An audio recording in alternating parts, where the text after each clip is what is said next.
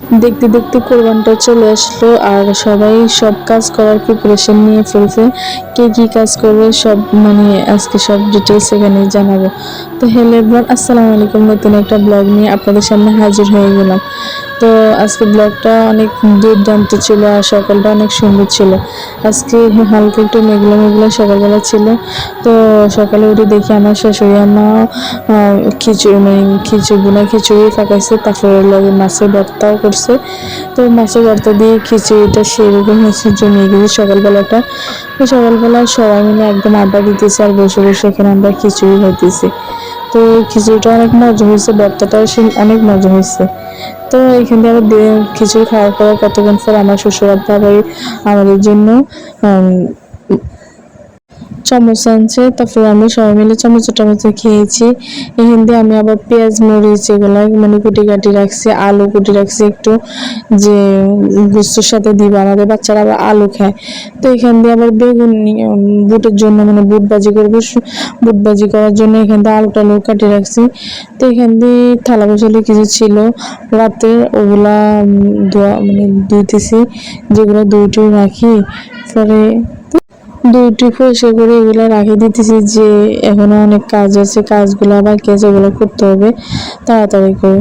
তো এখান থেকে হাঁড়ি পাতিলগুলো সবগুলো সুন্দর করে রাখে দিচ্ছি। আর এখানে কি সুন্দর দেখা যাচ্ছে, এখান দিয়ে আমাদের কিচেন রুমের সাথে আমাদের পুকুর, তো অন্যরকম ভালো লাগতেছে পুকুর দোয়ালি করা। তারপরে এখানে মাছগুলো ভিজাচ্ছি, যে মাছ দিয়ে তরি দিয়ে রান্না করা হবে। তারপরে এখান দিয়ে হাঁসের মাংস ভিজিয়ে নিয়েছে আমার শাশুড়ি আমার বাচ্চাদের জন্য। আমরা পাঙ্গাস মাছ ভিজিয়ে এখানে কাটা থাকে, এইসব মাছ বাচ্চারা খেতে পারে না। আর আমাদের বাচ্চারা তো একদমই খেতে পারে না, কারণ তাদের অনেক সমস্যা হয়।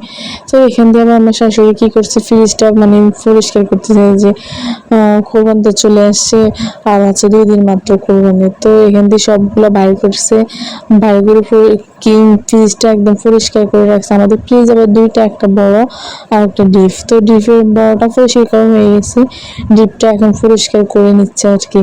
তো আজকে যা ছিল সবগুলো ডিপ থেকে বাইরে করে ফেলছে। তো এখানে দেখতেছি যে পাঙ্গাস মাছ ছিল, তো পাঙ্গাস মাছ বাচ্চাদের জন্য বাইরে করছে, যে তাদেরকে একটু কুটিয়ে তাদেরকে কড়া ভাজি করে দেবো। তারা আবার পাঙ্গাস মাছ হুদা খেতে ভালোবাসে। তো পাঙ্গাস মাছ এখান দিয়ে আমি বাঁচি রাখি দিচ্ছি। আর এখান দিয়ে হাঁসের মাংসগুলো আমি একটু পরিষ্কার করে নিব। তো 3-4 বার আমি ভালো করে ধুইতে পরে পানি দিয়ে একদম লাস্টে ভালো করে দিতে হয়, কারণ হাঁসের মাংসের মধ্যে একটু গন্ধ থাকে বা একটু থাকে। তো হাঁসের মাংস যত ভালো করে দেবেন ততই একটু ভালো লাগবে খেতে, গন্ধ লাগবে না। কারণ হাঁসের মাংসের মধ্যে একটু হালকা গন্ধ থাকে যায়, যত দেওয়ার পরে ততই থাকে যায়। তো এখান থেকে হাঁসের মাংসগুলো একদম ভালোভাবে দুটি আমি এখান দিয়ে পাতিলে নিয়ে নিছি, যে পেঁয়াজ কুচি দিয়ে দিচ্ছি। আমি নিজে আজকে রান্না করবো। আমার শাশুড়িকে বলছে যে আজকে আমি রান্না করি, সবসময় তো আপনি রান্না করেন, আজকে আমি রান্না করি। তো পেঁয়াজ কুচি দিয়ে দিচ্ছি আমি, এখান দিয়ে আবার কাঁচামরিচ দিচ্ছি কুটা, তারপরে রসুন আমার পরিমাণ মতো, আমার যতটুকু প্রয়োজন রসুনটা দিয়ে দিছি। তো এখান দিয়ে আবার আমি হলুদ মরিচ সবগুলোই দিব আস্তে আস্তে। এখান দিয়ে আবার লং এলাচা জিরা সবগুলো একসাথে আমি ব্লেন্ড করে ওখান থেকে আমি যতটুকু পরিমাণ ততটুকু আমি দিয়েছি। তারপরে এখান থেকে আদা দিয়ে দিয়েছি, ওটা আপনাদের সাথে শেয়ার করে। এখান থেকে জিরা গুঁড়া দিছি, তারপরে হলুদের গুঁড়া দিয়ে দিব। তারপরে যতটুকু দরকার প্রয়োজন ততটুকুই আমি দিয়ে দিব। তো আমার প্রথমে আমি ভাবছি যে আমি হলুদের গুঁড়ো একটু বেশি দিয়ে দিয়েছি, মরিচের গুঁড়ো হালকা দিয়েছি, কেন আমার কাঁচা মরিচ আবার এখান দিয়ে কাটা দিয়েছি, এই কারণে মরিচের গুঁড়ো হালকা দিয়েছি। কেন বাচ্চারা তো খেতে পারে না, আমাদের আবার বাচ্চা আছে, বাচ্চাদের জন্য সমস্যা হয় আর কি। তো একদম ভালো করে মাখিয়ে নিয়েছি। আর আমি ভিডিওটা হয়তো ওটা নাড়াচাড়া হইতেছে, যে আমি নিজে ভিডিও করতেছি, নিজে সবগুলো করতেছি, এক হাতে ভিডিও মোবাইল ধরে রাখছি, আর হাতে মাখতেছি, এই কারণে একটু মোবাইলে দেখে দেখে হয়। তো যখন আমি এবার মাখিয়ে বসেছি পানি দিয়ে হালকা, তখন আমি ভাবতেছি মনে হয় একটু আমাদের হলুদ বেশি পড়ে গেছে। পরে অনেকক্ষণ কষানোর পরে ভাবতেছি যে না, একদম পরের মতো সবগুলা পারফেক্ট ভাবে হয়েছে। আপনারাই দেখবেন, প্রথমে আমি ভাবছি একটু হলুদ বেশি পড়ে গেছে। পরে এখান থেকে দেখতেছি আমার ছোট বাবাটা আইসক্রিম খেতেছে, আর আমার বড় বাবাটা আইসক্রিম খেতেছে, তার দাদা আবার আইসক্রিম নিয়ে এসে তাদের জন্য। তো তারা এখান থেকে আইসক্রিম খেয়ে নিয়েছে।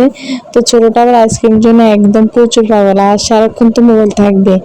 তো বড়টা আইসক্রিম হয়েছে, দেখেন কতটা সুন্দর হয়েছে। আমি যখন বসেছি তখন একটু হলুদ হলুদ ভাব ছিল, আর যখন এখন একদম পানি শুকিয়ে গেছে তখন একদম ভালোভাবে কষাইছি, মানে মশলাটা যেন একদম মাংসের ভিতরে ঢুকে, যেন খেতে অনেকটাই মজা হয়। তো এখন কষানোর পর আমি একটু পানি দিয়ে দিছি, পানি একটু বেশি দেবো, কেননা অনেক করে আবার পানির ভিতরে আমরা মানে একটু জোশ নিব বা ভালো করে একটু মানে উতরাবো, মানে অনেক ভালোভাবে যেন খেতে যেন ভালো লাগে। হাঁসের মাংস তো হাঁসের মাংস যত কষাবেন আর যত কষাতে তেল উপরে বাসি উঠবে তত ভালো হবে। তো পানি দেওয়ার পরে আমি ভাবতেছি আলুটাও দিয়ে দিই, কারণ আলুটাও সিদ্ধ হতে সময় লাগবে। তো এখান দিয়ে আলুগুলো ধুয়ে আমি মাংস দিয়ে দিছি, যে পরে মানে ইয়ে করার পরে এখান দিয়ে আবার আমি আবার চলে গেছি মানে মাংস বসানোর পরে এখন আমার শাশুড়ি ডাক দিয়ে যে এখানে আমাদের গরু নিয়ে আসছে। তো গরুর ভিডিওটা দিতে পারলাম না, আবার নেক্সট ভিডিওতে গরুর ভিডিও দেবো। তো আমাদের গরুটা মাসাল্লাহ অনেক সুন্দর হয়েছে। তো গরু আনার পরে আমি দেখে আসার পরে দেখতেছি এখান দিয়ে আমার মাংসটা উতরে গেছে। তো মানে অনেকটা মানে ইয়ে হওয়ার পরে আর তো এখান থেকে পুরো মাংস রান্না করা শেষ। তো ভিডিওটি ভালো লাগলে আমার চ্যানেলটি সাবস্ক্রাইব করে দেবেন। আল্লাহ হাফেজ।